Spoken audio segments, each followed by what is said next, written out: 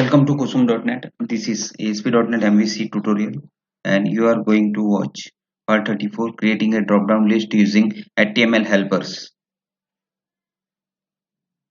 In this session, you will learn generating a drop-down list using HTML helpers. Before watching this video, please watch my previous videos part 31, 32 and 33. In part 33, I was explained about HTML helpers in ASP.NET MVC.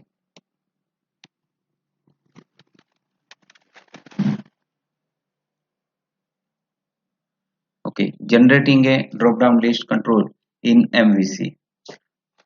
To generate a drop-down list, use drop-down list HTML helper.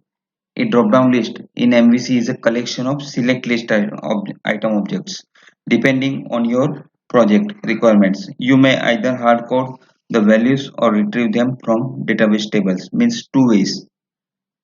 You can type the code and return the value in the drop-down, or you can fetch up from the table. We will see first the hard-coded value. Okay, for that I will use this code: drop down list, string name, enumerable, select list item, select list, and string optional label. Okay, let's flip to the Visual Studio and gonna create a hard-coded HTML drop down list. For that, add the HTML dot drop down list. Okay, inside of that I will pass the name of the drop down list, suppose departments. Okay, and then I will use new list of select list item, select list item, and inside of that I will pass selected list items like new select list item, and inside of that I will write value or text.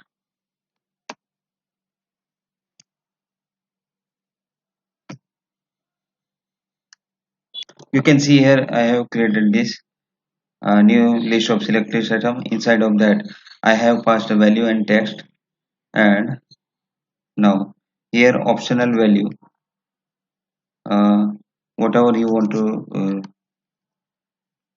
put. Suppose it is select department. Okay,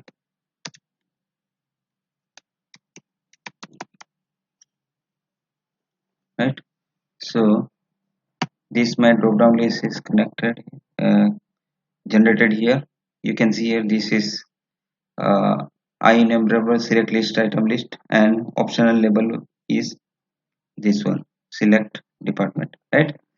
Now run the program and let's check what goes. So the downside of hard-coded drop-down list values within code is that if we have to add or remove departments from the drop-down list, the code needs to be modified. Means if you want to add department or delete department, there is need to code inside of this. Okay, so it is difficult. You can see here my drop-down list is connected. Uh, okay, generated, and IT production purchase departments are added.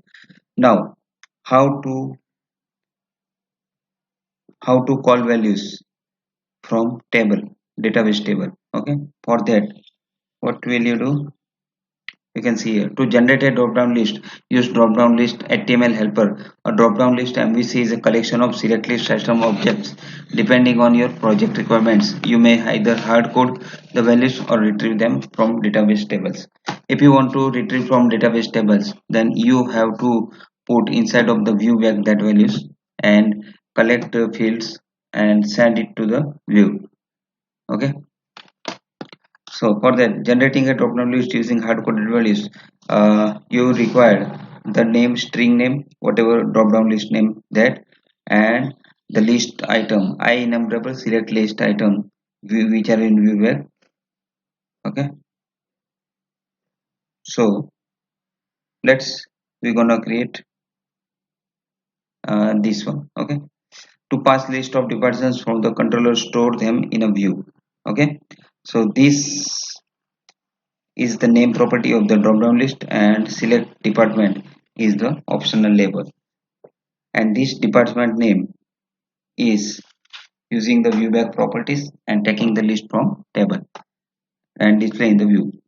So this is my controller code, where I have created entity data model, and using that data uh, base entities, I have taking this ID and name from that department table and return in the view. Okay, so let's flip to the Visual Studio and see how can we achieve that. For that, I will remove this all the code. Okay, and here I need only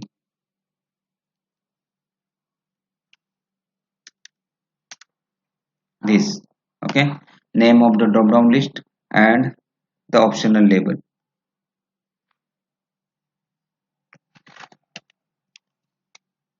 Okay, and now I will go to the controller side and create one data entity model inside of model.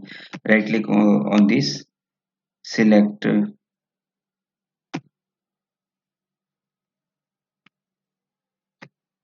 right click on model.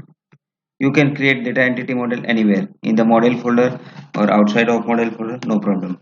So model, add, and this data entity edu.net entity data entity model, right? Like this I have created already this data entity model, and this is present inside of this. Okay, and this model has contained a model1.context.cs, and inside of that there is entities. Okay, entities class. So this entities class I will use as a entity name. So I will use here that entities db equal to new entities. Okay, and use these entities inside of this index method. So first I will put that data selected list item into view back. So view back dot dot suppose departments, you can give any name, no problem. Departments equal to new select list. Okay, and inside of that I will pass using this database entities object db dot name of the table is departments. Okay, I have created this dba model here, and okay, I have changed, I have used this tbl department. Where is this one, tbl department. Okay, this is my table, but when this database entity is created, I have changed this tbl from tbl department to department, rename it.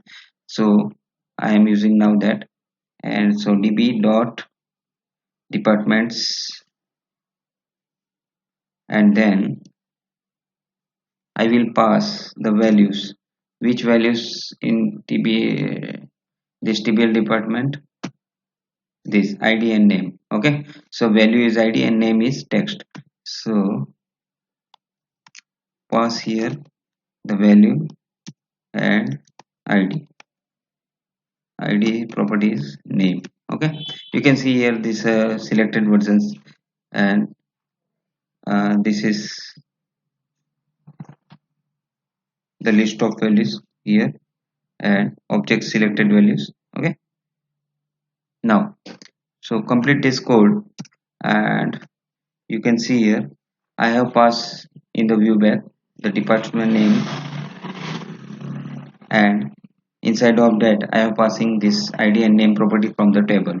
So in this I will go this index view page, from here go to view. Okay, and inside of that I will pass that departments view back property, departments this one here in this index page. Okay, as a name property of the drop down list, and as optional label select department. Now run the program and see what gonna happen. So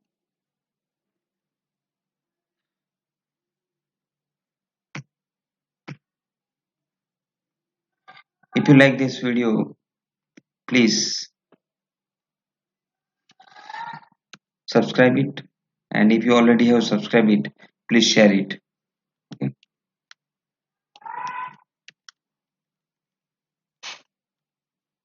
Let's see the result. Okay, this is my drop down list, and inside of that whatever I have passed the departments that are here, whatever in the table. Okay, so my drop down list is generated. And